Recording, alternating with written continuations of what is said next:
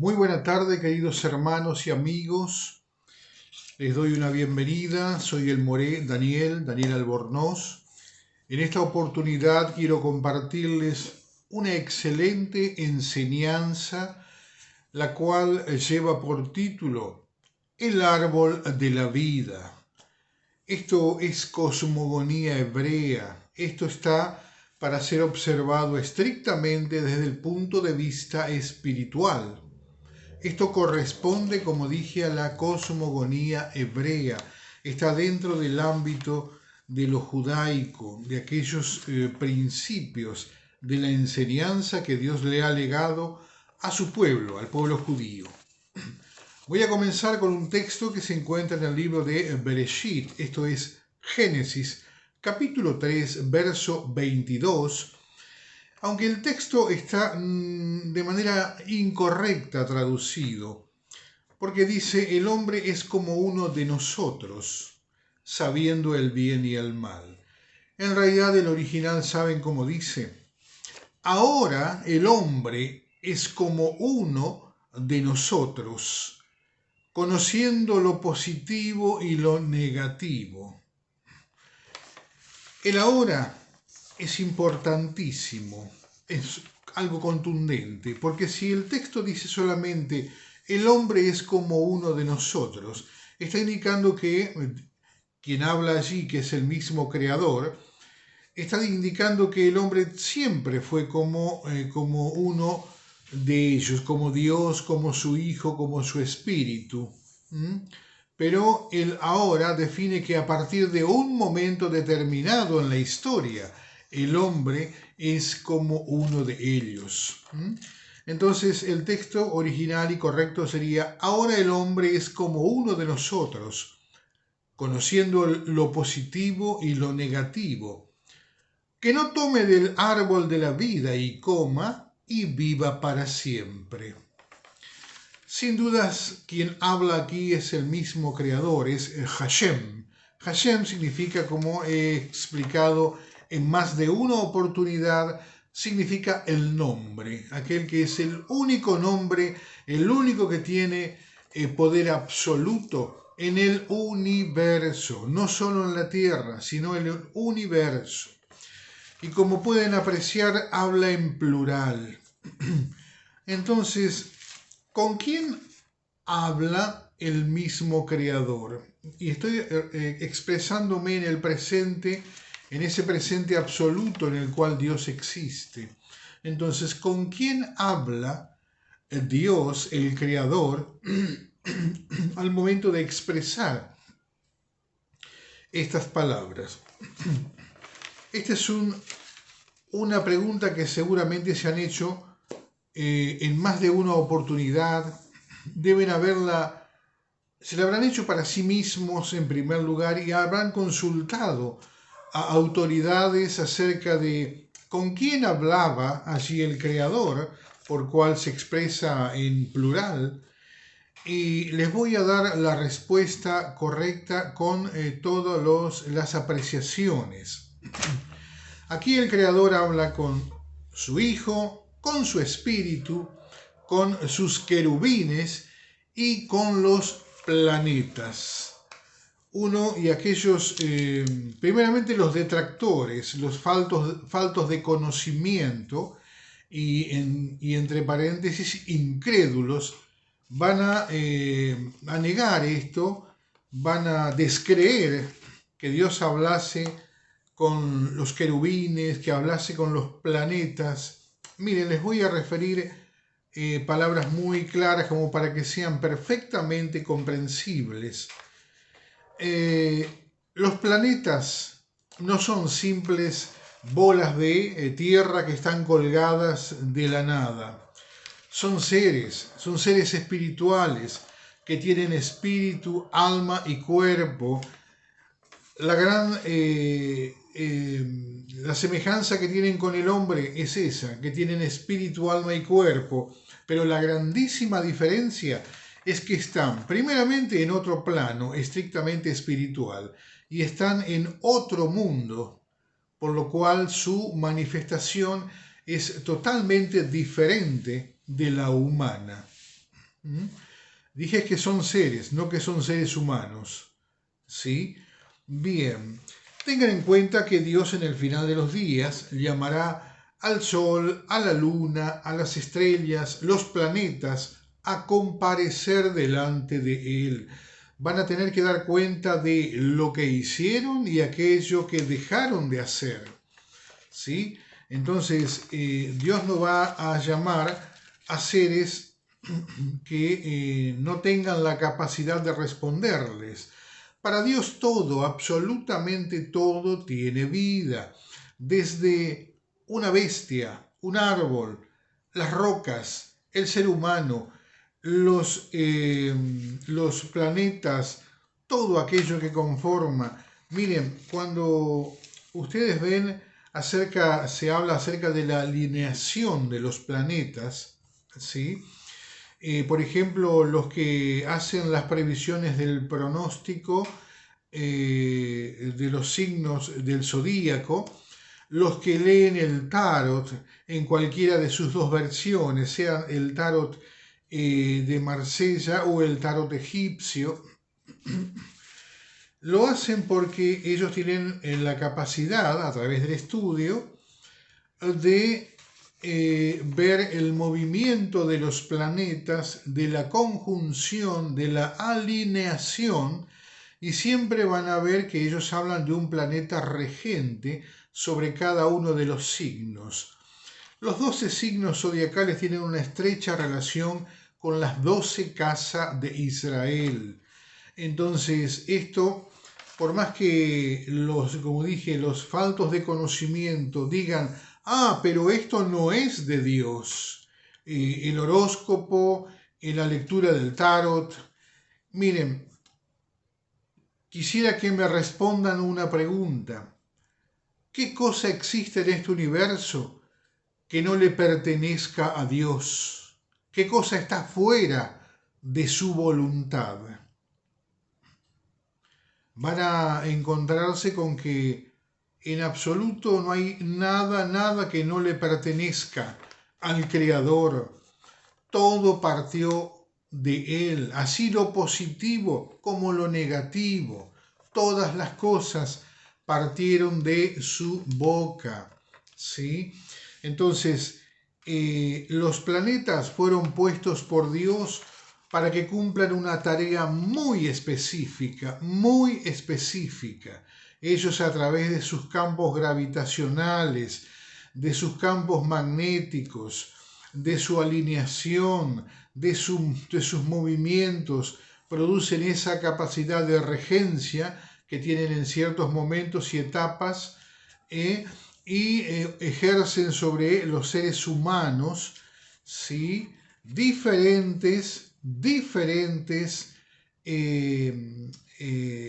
a ver cómo puedo expresarme de manera clara y contundente, ejercen una actividad espiritual sobre los seres humanos, los que habitamos en esta tierra, y sobre los seres que habitan otros planetas. Les reitero como siempre, no somos los únicos seres existentes en este universo. ¿Existen otras civilizaciones? Sí, existen. Bien, vamos más adelante entonces. Dios hablaba entonces en ese momento con su Hijo, con su Espíritu, con sus querubines y con los planetas. ¿Sí? Entonces, vean que el hombre cuando decide desafiar a Dios, porque Dios le advierte que no coma de cierto árbol que está en el centro del huerto, de uno de los dos árboles, porque había dos árboles.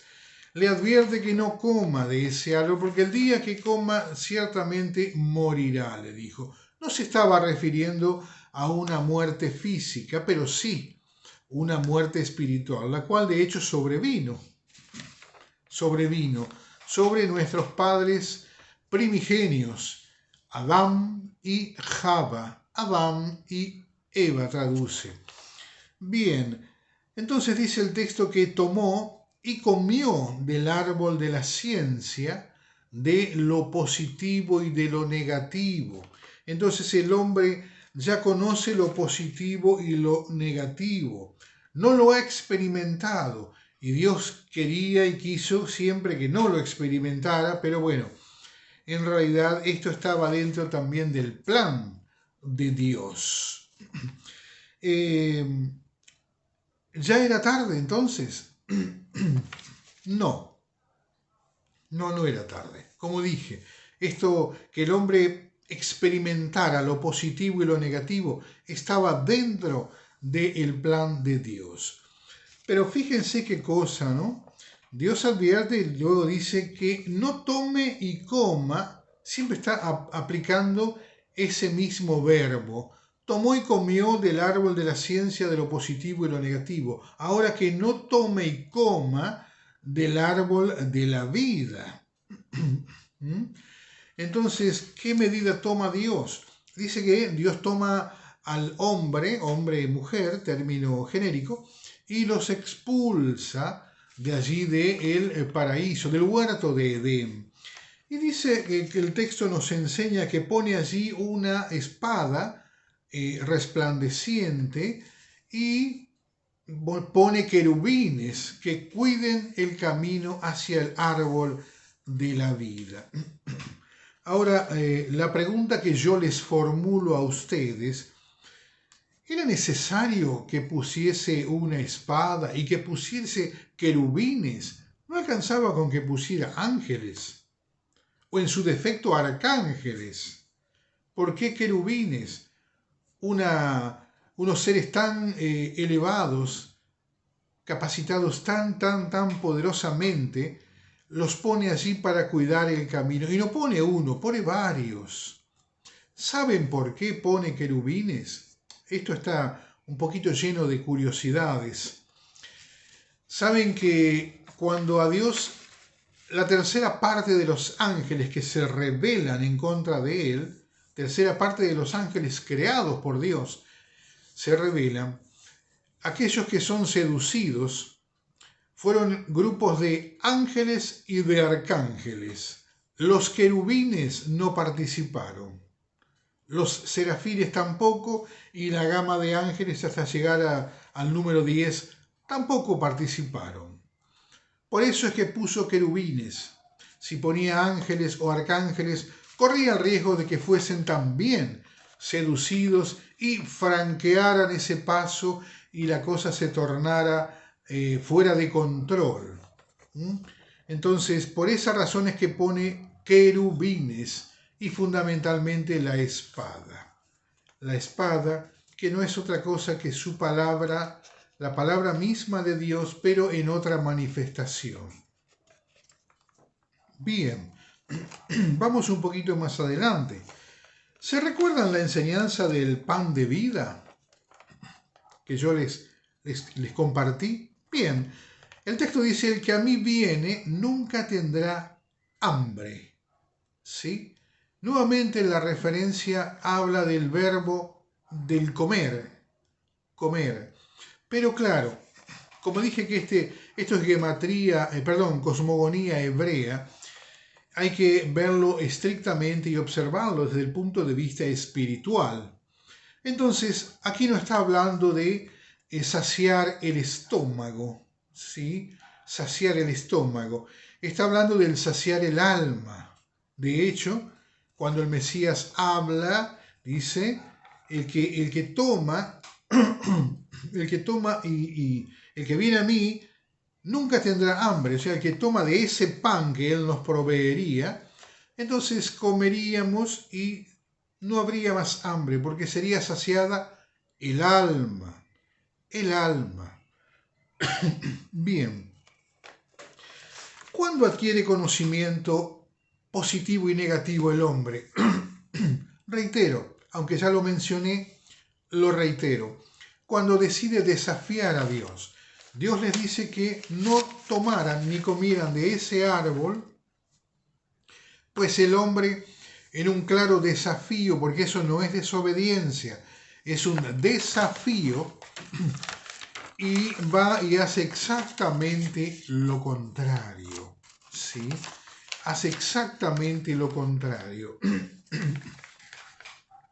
Entonces llega a desafiar a Dios. Entonces es allí donde Dios toma esa medida de expulsar al hombre de allí del huerto de Edén. Allí es donde pone entonces, planta la espada y pone los querubines. Les voy a recordar un texto que está en el libro de Job, esto es Job, capítulo 4, el verso 18, y dice así: en sus hijos no confía, y notó necedad en sus ángeles. ¿Ven por qué puso querubines en la entrada del huerto de Edén?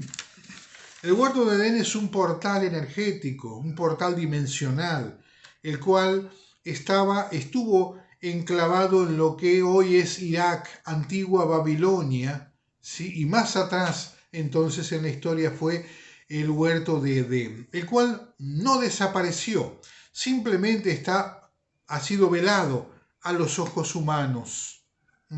Habrá un momento en que Dios quitará el velo de nuestros ojos y podremos volver a apreciarlo en su magnitud. Bien. Decía entonces que el hombre adquiere el conocimiento de lo positivo y lo negativo cuando desafía a Dios, ¿sí? Entonces, cada vez que el hombre actualmente vuelve a desafiar a Dios, tomando de lo que Dios manda que no se tome, comiendo aquello que Dios manda que no se coma, transgrediendo, pecando, cumpliendo con los 4 niveles del pecado, ya se forma un desafío. Entonces el hombre adquiere mayor conocimiento de lo positivo y de lo negativo. Pero sucede que lo positivo que adquiere aquí no es suficiente, no le alcanza para identificar a Dios. El hombre sigue adquiriendo sabiduría de lo positivo y de lo negativo. Claro que sí, cada vez que desafía a Dios. Y usted ve cómo se encuentra el mundo hoy a causa de los sucesivos desafíos. Por eso dice el texto de Daniel en el final del capítulo 12, que la ciencia aumentará. Claro, la ciencia va aumentando de acuerdo a los desafíos que el hombre levanta en contra de Dios. Está así automáticamente el hombre va adquiriendo sabiduría de lo positivo y de lo negativo, pero claro, siempre lo positivo que adquiere es menor y entonces no le alcanza para divisar a Dios, para identificarlo. ¿Por qué? Porque no le permite entresacar lo precioso de lo vil, ¿sí? Entonces está permanentemente, la presencia del Eterno está permanentemente eclipsada, ¿sí? Por lo vil, por lo pecaminoso, por la transgresión, por el desafío. Hasta aquí voy a hacer la entrega de la primera parte del estudio.